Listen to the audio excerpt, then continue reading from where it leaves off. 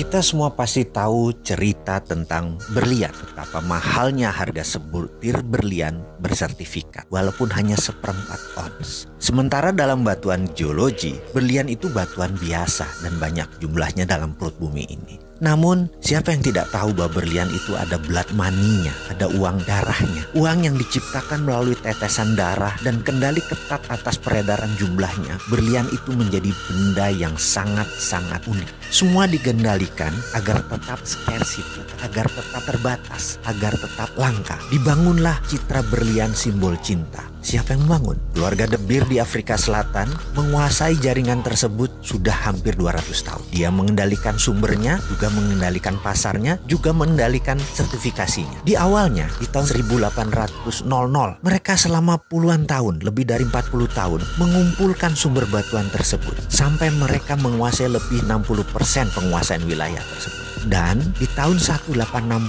mereka mendeklar dengan menyatakan bahwa berlian adalah simbol cinta, berlian adalah simbol kehormatan, berlian adalah sebuah kekuatan, berlian adalah sebuah kemurnian. Dan image tersebut membuat benda berwarna putih bening tersebut berharga ribuan dolar, walaupun dengan gramasi yang sangat kecil. Kalau Anda tahu itu batuan apa, tetapi kita tidak bisa apa-apa. Kita semua sudah menjadi budak atas pencitraan berlian tersebut. Kita hanya menjadi korban pengambil price taker. Kita tidak bisa menentukan harga berlian. Kita pasrah dengan harga berlian tersebut. Apakah ini kesepakatan bersama? Oh tidak. Ini adalah keterpaksaan yang diciptakan. Dan apa yang keluarga De Beer itu ciptakan dalam bahasa sederhana, dalam bahasa ekonominya adalah economic alchemy atau rumus kimia sukses. Citra berlian sampai saat ini sudah 160 tahun. Sudah banyak tertanam di bawah sadar kita bahwa berlian adalah batuan paling mulia dan paling mahal. Kita ambil contoh, kita sekarang punya batu aki, batu kecubung atau batu lainnya. Kita tidak akan pernah bisa mengalahkan citra berlian tersebut karena citra tersebut dikawal dengan ketat oleh keluarga tersebut. Sekali lagi,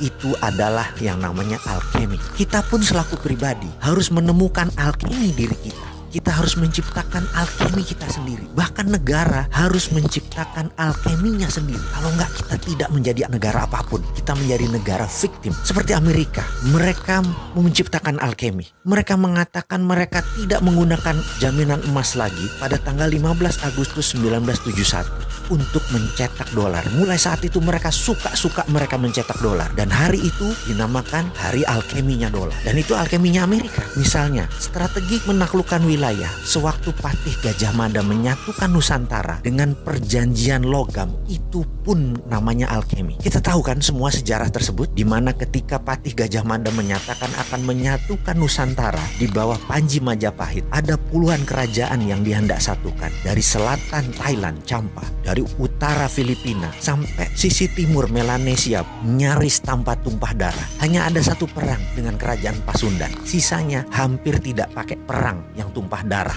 Yang dipakai adalah perjanjian logam. Emas Majapahit dipinjamkan ke berbagai kerajaan dan mereka yang menerima pinjaman emas tersebut menaikkan Panji Majapahit bendera gula kelapa yang berwarna merah putih. Penaklukan Gajah Mada menyatukan Nusantara adalah economic warfare, menggunakan hegemoni ekonomi, bukan hegemoni militer. Cara itu pula yang ditiru Cina dengan strategi obor, one belt, one road, dipinjaminya economic warfare. Apa yang Gajah Mada lakukan itu adalah alkemi.